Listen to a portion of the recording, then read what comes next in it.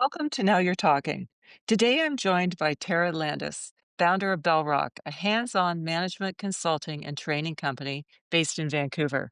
For more than 2 decades, Tara has worked with leaders and managers across North America to help them scale their organizations and build lasting enterprise value. In this conversation, Tara shares her perspective on navigating the digital era as both a business leader and a parent. From adapting to online learning and integrating AI into daily business practices, to raising resilient kids in a world of shifting attention spans, brings candor, humor, and wisdom. She reflects on generational differences in how we learn, the impact of technology on relationships, and why authenticity and adaptability remain the most valuable skills in today's rapidly changing world. You'll find us on YouTube, Apple Podcasts, Spotify, or wherever you find your podcasts. You will find all the links in the show notes below. Let's get started. So, Tara, wonderful to see you again. It's been quite Thank a you. while since we've connected, so it's great to be able to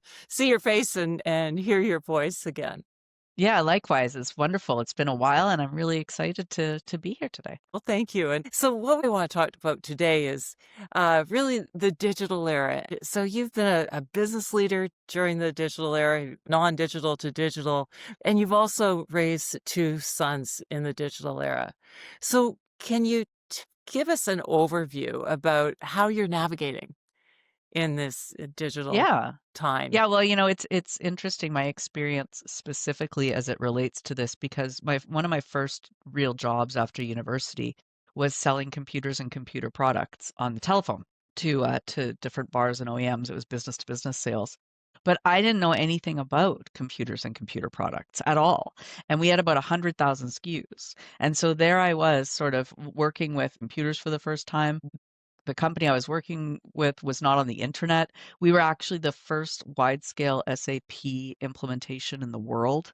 Wow. So I was kind of thrust into this whole technology thing. And I remember back in the day when you would get jokes on your email. And I thought that was so smart to send out a joke a day. Like what genius came up with this idea? And I also used to print them and put them in the mail with a stamp and send them to my grandfather so he could read them too. Okay. And then when I was a consultant in the beginning, when I was a consultant in the early 2000s, we had to send things via email back to the head office. And the way to get on the internet was, of course, dial up. And we were in other people's offices. So what we would have to do is go and plug into the fax machine, plug our laptops Yes. into the fax machine, and then sit there at the fax machine for the dial up and all the Hear that noises and everything. noise? Yeah. And what would happen is at the same time as your stuff is sending, of course, you're also receiving, and you're in the middle of this office and everyone can see what's going on. And that's when you get all those horrible spam ads, like the penis enlargement and all the things. And you're sitting there on your work. It's not that you've solicited this, Right. but back in the day, man, that was very stressful. But things are a lot easier now as far as I'm concerned. Yeah.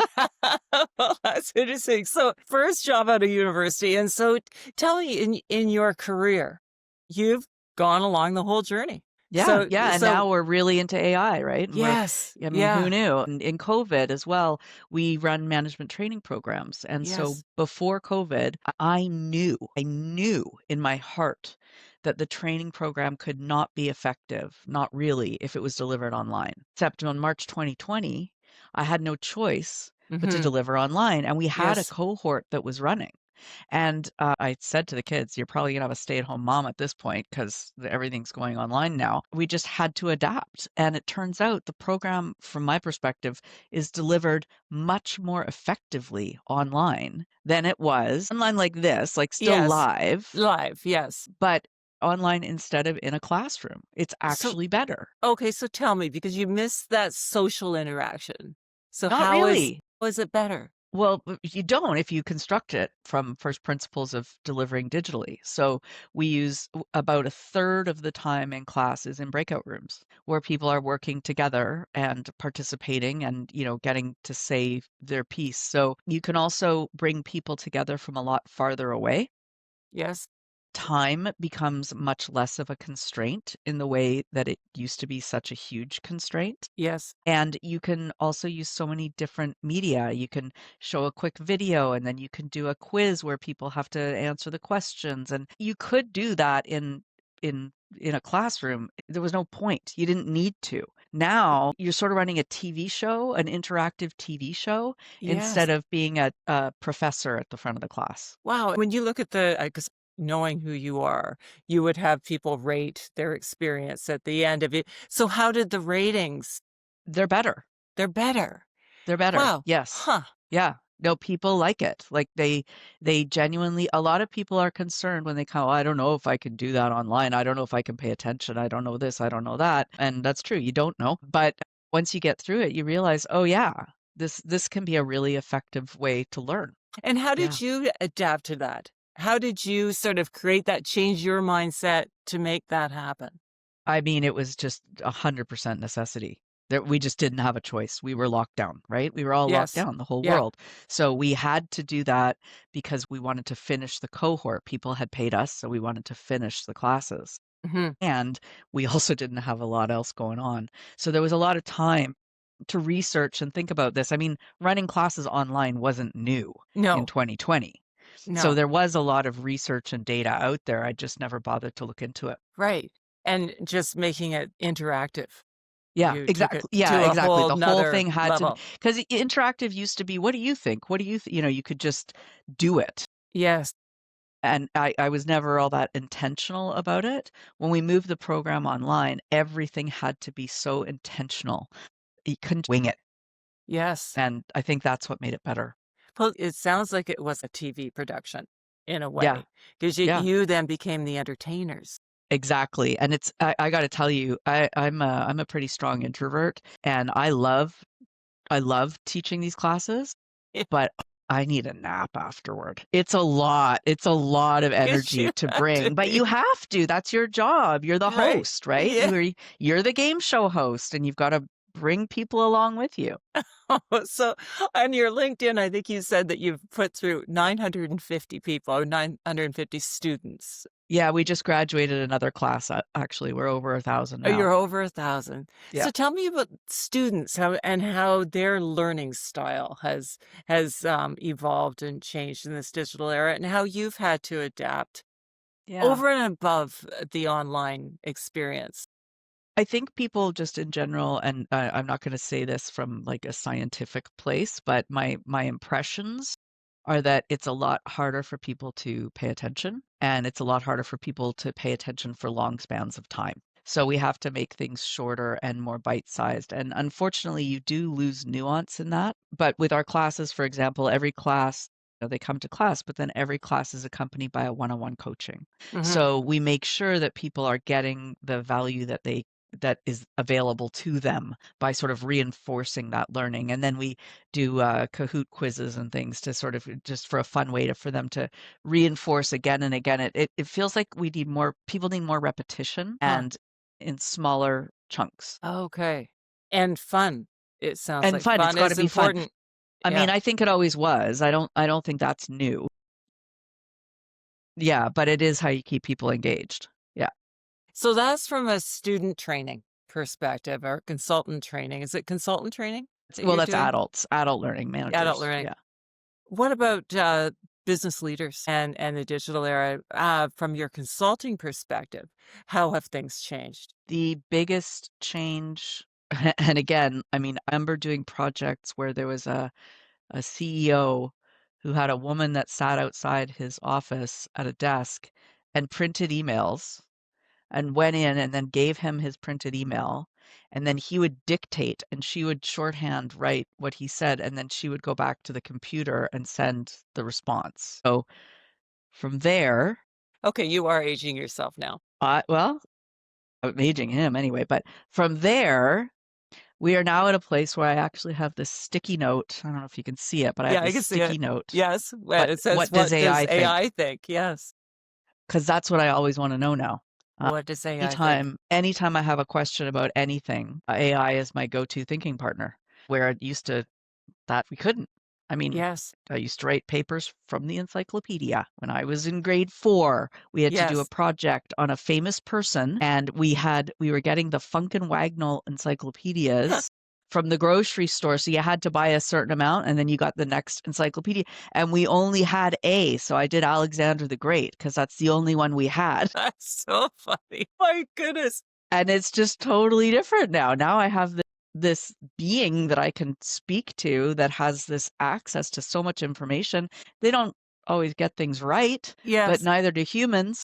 No, so tell me how that plays out on a day-to-day basis for you. So what does AI think? So you create something. Tell me, how does that play out? I mean, all over the place. Today, I was looking for the competitive data. So I was looking for a specific program that other people offer, and I asked it to go and figure out how much they're charging because it's not readily available on people's websites. But I think it came pretty close. I asked AI to review different documents before I send them, and tell me ways to make it more concise or less concise or more fun or more serious or more this or more that. I Yeah. will put in a blog post and say, go find a couple of quotes for this Yes. to enhance it. It's like having a PhD student sitting next to you that's never worked. So it It's doesn't know, like, it doesn't have any common sense, yes. but it knows a lot of stuff. Knows a lot of stuff. I'm the same way. I use it every day too. It's so interesting to hear how other people are using it. So I have a friend whose child is on the autism spectrum yes, and has trouble. He doesn't have trouble speaking, but he has trouble paying attention to when other people are speaking. yes, And so they had this speech therapist that they were paying to come in a couple hours a week to work with him to help him with this. yes, But it was just becoming prohibitively expensive. So my friend programmed ChatGPT agent to do this training. And now his kid sits and talks verbally to yeah. ChatGPT for about an hour a day. And the improvement in this kid has just been like mind blowing. Oh, And that's I think it's amazing. costing them $35 a month for the subscription. My goodness, that's amazing. Wow. Yeah. So So you and I have had the basics. And I wonder about this, and I'll be interested to hear what your thoughts are. We've had the basics. We've had to use the mhm, encyclopedias mhm. and learned microfiche. That's probably aging me. But Yeah, no, in I the had that too. in libraries and Yep. it's really just grunted out just to find information. So what about for young people who haven't had that basic training like we have? How I don't know. how are they going to evolve I don't without know. that foundation? I mean, I'm not pessimistic about it, but I don't have an answer. Yes. And I think that humans are very adaptable and resilient. When I look at even my younger son who's in grade 10, he is really not online all the time. I mean, he is. He's listening to music all the time, but he's still engaging with his friends. I came home the other night and he had some friends over and they were playing this game Heads Up. Well, It's I've with a phone, played but it. it's a Yeah. game, Yes, I've played it. and they had Monopoly sitting on the dining room table.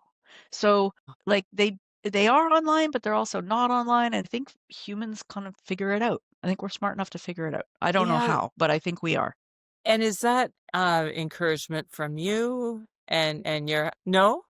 No, so Is I'm that really bad about that. I know you're supposed to set limits, and I know you're supposed to anxious generation. I know all the things you're supposed to do, yes. and sometimes they're conflicting. And for better or for worse, we are more free range in our parenting, and so they're kind of can do what they want to do. And if they want to be online, they can be online. And if they when they were younger, we policed it a little more, but Mhm. really, our kids have had a lot of freedom when it comes to technology. It's You worked out okay, and it's worked out I okay. think. Okay, great. So my eldest, who's going into university this year, who's going to be studying history, he has learned self-studied like so much about British monarchy specifically. He's encyclopedic in his knowledge. He wouldn't Huh. be like that if he wasn't watching YouTube. Yes. And it And must be a he reads books too, yes. and he gets the depth from the books, Yes. but he gets a lot of reinforcement from the videos. Huh. So it's obvious it must be a passion for Yeah, him. yeah. He's just like a sponge. He Yeah, just exactly. absorbs it. Okay. And so in terms of, because I know how driven you are, are you on your screen a lot? Well, yeah, I mean, for work, I'm on my screen 8 hours a day, right? 8 hours. Yeah. Yeah, for the most part, unless I'm delivering something in person, but I'm usually on my screen. Before COVID, I would be in my car for about 3 hours a day, going client to client. Yeah. So I'm feeling way more productive now, Yes. but also I do miss that downtime. Right, when you can think and Just yeah, yeah, just be. yes. I mean, I know you're supposed to focus on the driving, but, a lot of that happens on automatic pilot. Right. Yeah. Yeah. Oh, well, Don't tell anybody. no, no, Yeah. absolutely not. The mom's the word. Oh, um, so yeah, so you've seen the evolution with your kids and with your and business and with students. So you've seen the digital era and the impact that it's had. And so I am, as a grandmother, as a mother, I am more concerned about the digital era and the impact, and especially with the AI. So can we talk just a little bit more about AI as a team with your company? Do you use AI to as a like how do you use it as a team? Uh, well, we use it to summarize meetings, we use it to record meetings, we use it to create action logs, we use it to, I mean, I don't even know how to, we use it in everything. You We use it use to it in create absolutely everything. images. Yeah, it's just it's an assistant that's running most of the time. It's just another team member, Yeah, really.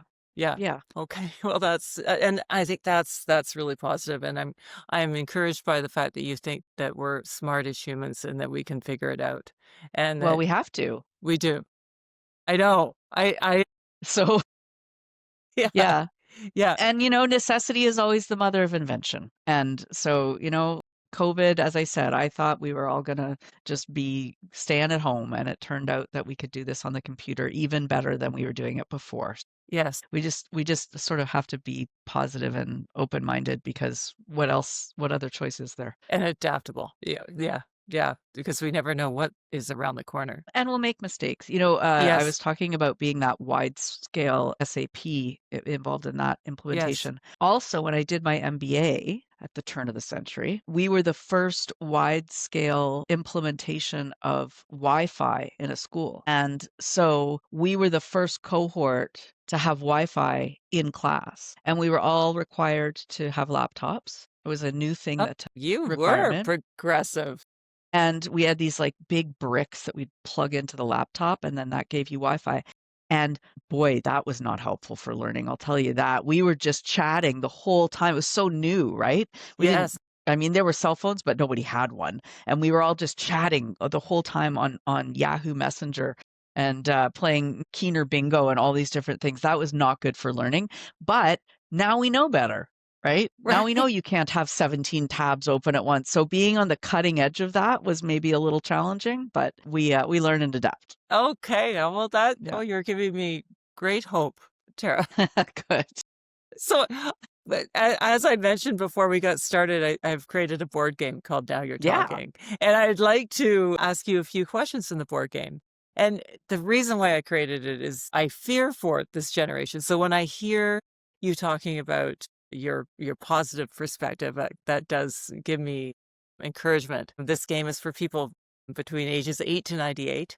And to Right. have generations come together and to bridge that gap through Love it. conversation is wonderful to experience. And Hmm. so, so the much like life, the game you go down with adversity and up with growth and change on the board. And so, the first question I'm going to ask you is.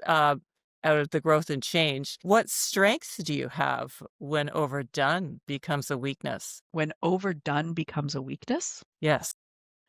I don't overdo things. I don't know how to answer this question properly. I know this will surprise you, but I'm actually a really lazy person. I I I just think really I you're incredibly really efficient. I am really efficient. Yes, that's what I get. I'm efficient and I'm decisive. Those are my Yes. strengths. Yeah. And so what I've had to do in my life actually is set really high minimum standards for myself because I'm only ever going to do the minimum. And so like when I was in high school, they had this thing called Passport to Education. If you were in the top 20th percentile of your class, you got a little bit of money toward university. Yes. I was always like the lowest person in the top 20th percentile. Because you The amount of work I put in to being the minimum was probably more than it would have been if I just did what I needed to do. And when I was doing that telephone sales job, yes. they gave us a call quota of 100 a day. I always did 101 because if you do 101, then you're always beating the target. And That's so this, good. my whole life is just about finding where the minimum is and doing that. Well, that's so funny. That is, in a way, that is the strength. If you Yeah. if you were actually lazy, and that could be a weakness, but what counteracts that, from what I know of you, is your ability to strategize and figure it out and Yeah. become Well, that much more efficient and effective. So you can, you're the classic work smart, not yeah. harder. Yeah. I would agree that I'm definitely not work harder. What famous person, Tara, would you like to hang out with for a day? Well, the answer is always supposed to be Jesus, but I'm not going to say that Who says? Is that true? because, well, it's just like, pick that one. Anyway, I'm going to pick, who will I pick? The famous living or dead? Do they have to be alive? Doesn't matter. Doesn't matter. Yeah, I'm going to go, hmm, let's, I'm going to spend some serious quality time with Robert Cialdini, whose work I've been studying quite a bit on persuasion and influence, and I haven't actually met him yet. So Okay. that's who I'm going to pick. Okay. I'd like to spend some time with him and I'd like to really understand some of the things that he tells some good stories in his books, but I know that there's something else there. There always is. So that's who I would like to spend time with Okay. And where is he? He's in the alive States. in the Yeah, States. he's alive in the US. So you Yeah. could actually This is a reach out to him. possibility. It Yeah. is a possibility. Yeah. Okay. Oh, Yeah. that's interesting. So I always think once you put it out there, Then it could happen. then it can actually happen. It just Yeah. gets you that much closer once you put There you it out go. there. Yeah. What is the greatest life lesson, Tara, that you learned when you were in high school? The greatest life lesson I learned in high school was to just be yourself, your authentic self, and don't try to fake it. I was incredibly shy when I was a kid. We moved back to Vancouver where I was born, and I'm an only child. And in grade 7, when I went to my first day of school, I was, I didn't know anybody and I was scared and all the things. But I was also under a lot of sort of stress and pressure. And this kid had a locker next to mine, and we were decorating lockers, and she put up pictures of Michael J. Fox, and I was trying to make friends, and I said, "Oh, Michael J. Fox, he's cool." And she said, why are you looking at my locker? Like, keep your eyes on your own locker, coming at me like a Yes. bully. And I Yeah. don't know, man, I snapped. And I was like, what is wrong with you? I'm just trying to make friends. I don't know anybody here. Why do you have to? And I just like went off. This person became one of my best friends. I was going to say, I bet you're still friends with her today. And yeah, and I've just learned over time that I am who I am. But it started in that moment. You just are who you are. So just like be a good person, Yes. but just be yourself. That's all Yeah. you got. Yeah. Well, that took courage, but she just must have pushed you a little bit. And so there was no being behind a The filter facade. was gone. Yeah, Yeah. it was, yeah, for sure. The filter left that day when I was 12 and it never came back. Really? That's fantastic, though. That is so good.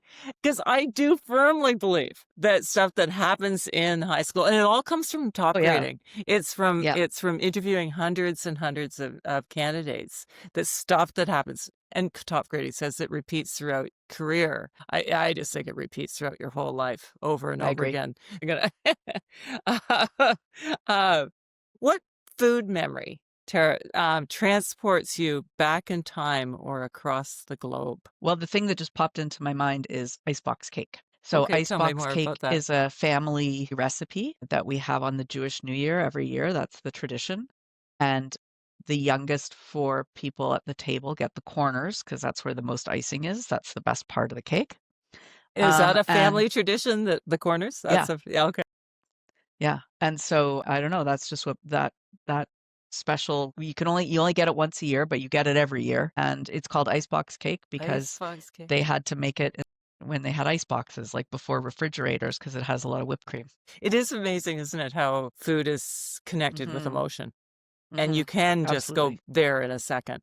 Yeah. Yeah, that's neat. Um, Describe a time when you've trusted your inner voice. Well, I think the one there about that I told about high school was one of them. I don't know that I have an inner voice. I think it's the outer, like it's the same voice. Lost that filter. But yeah, so that's what I would say is just I think I regularly trust my inner voice. I think I just try to be myself. Okay. Yeah. What s what's a small decision that had a very big impact in your life? I don't know if this is a small decision, but felt like it was at the time. I knew I wanted to go back to do a graduate degree, but I assumed I was going to go to law school because everyone goes to law school if they have a poli-sci degree, which I did. And so I wrote the LSAT, and then I made a decision, and I did well, and I made a decision to talk to a lawyer. I'd never done that before. Huh. And the lawyer told me, rightly or wrongly, the lawyer told me, well, yeah, if you want to make 40 grand a year working 80 hours a week, that sounds like the perfect job for you. And that is the last thing I ever want to do. So Yes. I never even applied to law school. I switched directions and went and did an MBA, and the rest is history. Well, that is so amazing to me when somebody was this person a stranger or just somebody Like, that you had known a long time or no, like, family friend or whatever, just some Yes. person. It was just an offhanded conversation. Wow. Wow. Yeah. It is amazing how one person can change. And just like somebody that you don't know that well can change And the also course of just your life. luck, and Yeah. just luck that I was Yes. speaking to them and mentioned that. Yes. And Yeah. I try really hard to do that with people now. If people start talking about what career they might like, I always try to give them a perspective on that because I've seen so many careers. Yes. Oh, this is the kind of person who does well in that environment. I'll just say that, see if that Yes. helps them. Yeah. Yeah. Yeah, boy, that person and there are questions in here about that person that came in. It's a Yeah. stranger that came into your life and Yeah. changed the direction. Because I do think it happens if you're open to hear it. Exactly. Because Exactly. somebody else could have heard the same thing and still gone into law school. But that speaks to me about your self-awareness, and y You would not have been successful at all in law school. Well, law school, I would have been fine, but as a lawyer, no way. yeah, you've got that entrepreneurial drive that would have been penned in. Yeah. What is something, Tara, that you admire in others that you want more of in yourself? I wish I was harder working. I do. I wish I was more consistent. I wish I could rely on myself better. I will always try to find a way to get out of something, and I wish I didn't do that. I think it's worked for you. And is it something that you say that, but are you actually consciously trying to make that change, or Yeah, are yeah, you yeah. just, oh, you are actually trying to? Like I rebel against myself. I know what the right thing is to do and make the conscious choice not to do the right thing, knowing that it's to my detriment. And I sit there in my head and why are you doing this to yourself? And that's yeah, there's a lot going on in there about that. Well, so you mentioned that you're an only child. How has being an only child contributed to who you are? It's a good question. I have a cousin that I sort of grew up with, so he's not a sibling, but I kind of have a sibling-like relationship with him. With that said, I think being an only child, it took me a long time to learn that everyone else in the world is the star of their own movie, and I'm Yeah. just a bit player in their movie. Ah. I kind of thought the world revolved around me for a really long time, longer than I should have. I thought that I was interesting to everyone and because of the way I was treated. And Yeah, so being an only child really impacted me that way. And I also think it made me much better with adults at a younger age because you grew up in an because I was adult around world. adults. Yeah. Yes, yeah. So Yeah. how has being an only child contributed to your career choice? I don't, I'm sure it has, but I'm not sure how. I think I was very young when I became a consultant relative to others. And I think I knew how to deal with those adults in the room, maybe in a way that Ah, others wouldn't have. yes, that So makes when sense. I walked onto the factory floor in my heels, and I looked young as well. So I was young, but I looked young. And all the rough and tumble men would, what's she doing here? I just was like, of course I'm here. Like this, it's me, you know. I just sort of knew how to handle that. Right. So I'll tell you just a quick story. I Sure. was I Yeah. was on this machine shop floor, one of my first projects, and they made vacuum trucks, and they put the vacuum piece onto the truck. So if you were going to go clean out a porta potty and you need that sucker thing, that's what they Yes. put on trucks. Anyway, every single workstation had a nudie calendar up. Okay. And I Yes. was the only woman on the factory floor, about 26 years old. And I walked out, and it was making me really uncomfortable that there were naked women everywhere, Yes. everywhere. Yes. And so I walked up to one guy and I said, "That is so sweet that you keep pictures of your mom and your sister at your workstation. And I've noticed everybody does that. That's just delightful." Anyway, the next day, all the calendars were gone. That is so fantastic. What And a great way to go at it, to get your point across. yeah, so, well, yeah, maybe a little passive aggressive at times, but it worked. I say humorous. Yeah. You got your point across with humor. Yeah. How has your favorite high school teacher influenced who you are today? Oh, I'm so sorry, all you high school teachers out there, but I can't even think of one. You cannot think of one. I can't even think of one. Yeah, some people think about teachers all the time, like their Yeah. names, like Mr. or I know Miss they're very this. important people. Yeah, I don't know. I just don't have an answer didn't. for that one. But okay, I'll just a couple more questions. When was the last time that you were confronted with one of life's greatest lies? One of life's greatest lies. Yeah, I think maybe I've learned maybe somewhat recently, learned again, maybe for the first time, that you don't really want to raise your kids to be happy. You want to raise them to be resilient because we can't always be happy and bad things happen and also you can't have the highs without the lows. Great. So you have to kind of appreciate those lows more. And I think especially with young kids, you just want to protect everything Mm-hmm. and, don't let them, whatever, don't fall down, don't this, don't that. But you can't do that. Mm-hmm. It's just not, to me, it's not good practice. But I learn that lesson regularly. Oh, and that's a valuable lesson too, because we can't forever protect our children. And Well, you can't even, there's just so much, you can't even protect them from like, I mean, they could get sick, they could this, they could that. There's yeah, so many things that could go wrong yes, that will go wrong. that Things will go will wrong. go wrong. Yes, We will all die, yes, 100% guaranteed. yes. So, given that reality, what do you need to do? Yeah, exactly. So Yeah, giving them the gift of resilience and yeah, helping and seeing them fall down and maybe supporting them getting up absolutely. again, knowing that you love them, but still making them go through the journey on their own so they know they can get up Yeah, again. Yeah. exactly. Yes. Exactly. Yeah. One more question. And Okay. just because I think you took I just July want to off, ask them all back at you. I have answered some of these, but in the game, it's very, very Yeah, interactive. right. And we have a more card that if somebody isn't sharing enough, we throw down the more card because Okay. we want to hear more. So Nice. describe a challenging travel experience and what you learned about yourself and what you learned about others. I've had a lot of challenging travel experiences. Here's what I know. If you buy a discount airline ticket Yes. and the airline only has one plane and the plane is 36 hours late, when it gets to you, finally, there are going to be problems on that airplane. One of the problems might be that a bunch of the toilets don't work. And if that is the problem, the worst thing the flight attendants can do is offer free alcoholic beverages. I'll just leave it there. So I'm almost afraid to learn what you learned about yourself and what you learned about others. I learned that people are disgusting. Boy, That's what I learned. and and you are able to tell the tale with a Yes, smile on live your to tell face. the tale. Yeah. So, well, thank you, Tara. Thank you very much for answering all those questions. That's just a bit of an overview. Yeah, well, that's really fun. I gotta get the game now. Where can I get the game? Okay, well, it's right now we're at about the 8th prototype stage, but as soon as we say yes to this prototype, then it goes to manufacturing. And I'm then ready. okay. Thank Be you. on my Christmas list. Okay. Well, it may be just after Christmas.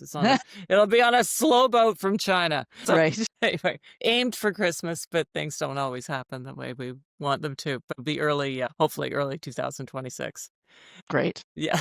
So we've talked about a lot of things, and now what I'd like you to share. What are some words of wisdom for parents who are leaders in the business community? What are words of wisdom that you can share that will help others? I guess be yourself. Trust your instincts and be yourself because somebody else is already whoever that person is that you're trying to be like. So just be you.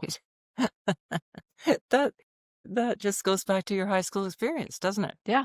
Really, Yeah. You are who you are. Just do that. do It's a lot more that. efficient. When I talk with you, you're like this fabric. It all connects, doesn't it? Yeah.